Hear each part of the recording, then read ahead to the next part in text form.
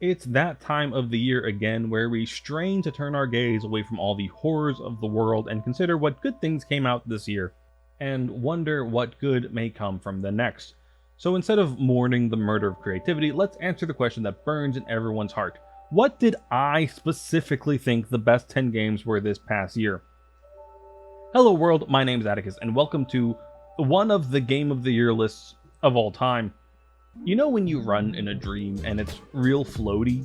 Somehow Haste has captured that dream movement and made a roguelike-ish out of it. Ish because when you beat a boss and move on to the next round of random levels leading up to a boss, you lose all the upgrades you found in the run, but you don't have to fight that boss again. What in most roguelikes would be one floor of the full run is a discrete stage in Haste. There's a colorful cast of characters to meet and interact with, and the music is great. There is something to be said about games that strive to make even movement a joy, and this game accomplishes that in bounds. I relatively recently played Ender Lilies Quietus of the Nights, and I can confidently say that Ender Magnolia builds on that already impressive foundation something brilliant. I do have a sequelitis in the works about the game, so I'll save my thoughts on this game for that video. Suffice to say, I think this is the 9th best game released this year, and this year has set a very high bar. Citizen Sleeper 2 is another game that has improved upon a spectacular first game. There was a nice claustrophobia in the first game, trapped on the satellite while everything feels like it's breaking down around you and your time is running out. And despite giving you a ship and a whole galaxy to explore, you still feel like the Monkey King in the Buddha's palm. No matter how far you go, you still can't seem to escape. The jobs you go on are wonderful additions, especially with how your crew functions on those jobs. You can't do everything on your own, but luckily, you're not alone. Things are always going wrong, but never in an unbelievable way, so the tension is maintained, but it doesn't feel like the game is punishing you. The game's fantastic. I think this year has the strongest top 10 lineup from the 5 years I've been doing this. Our third sequel in a row, but not quite the last on this list, Hades 2 could likely be higher up, but I burnt myself out trying to see everything in the game in like a week. I got most of it. Like the sequels before, this game has improved its core concept, a game that inspired the first video on this channel. Don't watch it, it's terrible. Hades 2 is great, the bosses are iconic, the characters are fun, and when a build comes together, the combat sings. There's also just so much content. Too much, probably. The scope of the 100-line Last Defense Academy boggles the mind. In case you haven't played it, I won't spoil anything, but there's a moment in the game where they pull back the curtain and you realize you haven't even scratched the surface of what this game has to offer. I have a fitting 100 hours in this game so far, and I doubt I've seen even a 1/7 of it. We reached the top 5, and I really should be devoting more time talking about each entry on this list. They all deserve it, but I put off writing this list until just about the last minute.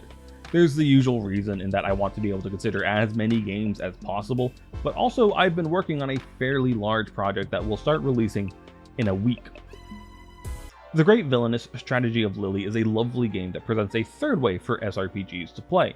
The focus on supply lines is such an obvious move for the genre, but not one I think I've seen before. The story is bombastic and over the top, and truly just a load of fun. About a quarter of the people on Steam have reached the good ending, but only 7% of us has reached the happiest ending.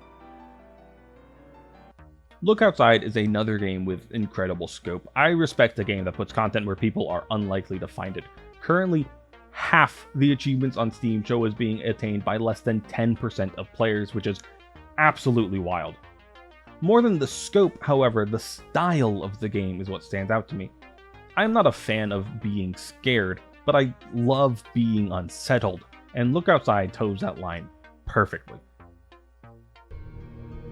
Dragon Ruins 2 is a game for tired people, and boy, could I use a nap. This was the sleeper title for me. There are a couple entries on this list where I didn't expect much from them, only to be floored, but I got this game on vibes alone. Dragon Ruins 2 handles most of the action. You just control where your party moves as you explore various dungeons, including, but not limited to, a dragon ruin. Between every dungeon delve, you do some menuing, changing or upgrading gear and leveling characters, and then you accept a quest and you're back in the building again.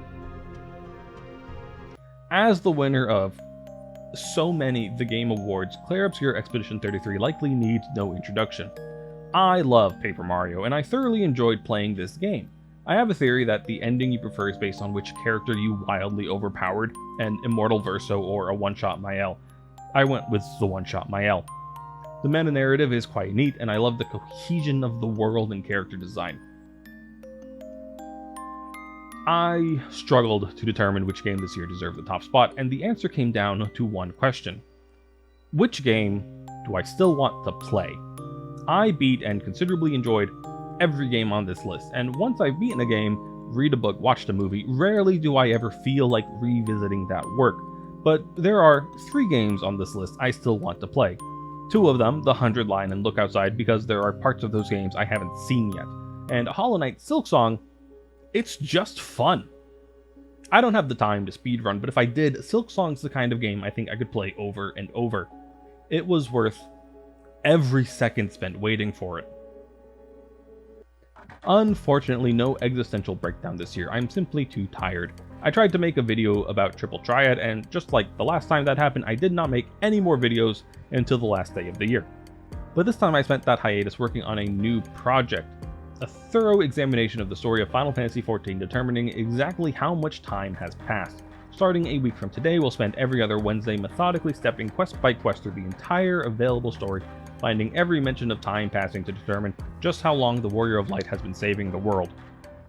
I don't want to just do that, so I'm going to try and stick to the usual last day of the month video on whatever topic. This channel has been running for 5 years with admittedly little to show for it, and a lot of that is getting out what you put in, don't get me wrong, but I think the Timespan series will be make or break for this channel. If it doesn't go well, I run out of steam or there's just not really any traction, I think I'll call it for this particular experiment. I do like making these videos, but I also like not doing that, and it's very easy to fall out of the routine, so we'll see. I'll do my best, and hopefully I'll see you next year. Until then, I have been Atticus, and thank you for participating.